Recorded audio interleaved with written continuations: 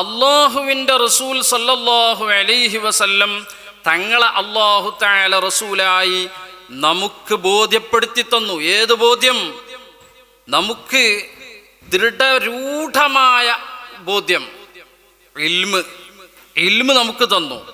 ഇനി അതിനെതിരെ എന്ത് കാര്യങ്ങളും റസൂൽ അല്ല എന്നുള്ളതിന് ഒരാൾക്ക് തെളിവ് പറയാൻ കഴിയൂല.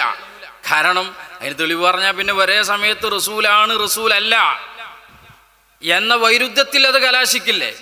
അപ്പോ കൃത്യമായ തെളിവ് അല്ലാഹു, പിന്നെ വമൻ അസ്ദഖു മിനല്ലാഹി ഖീല, അല്ലാഹു അസ്ദഖാണെന്നുള്ളത് പറയേണ്ട ആവശ്യമില്ല.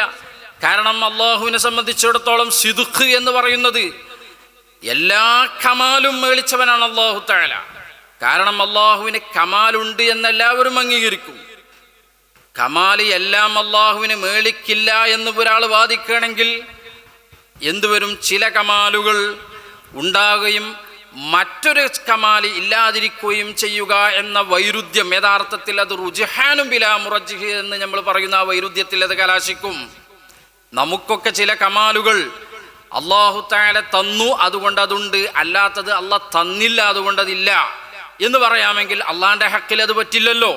എങ്കിൽ അല്ലാഹു സർവ്വസമ്പൂർണനാണ്.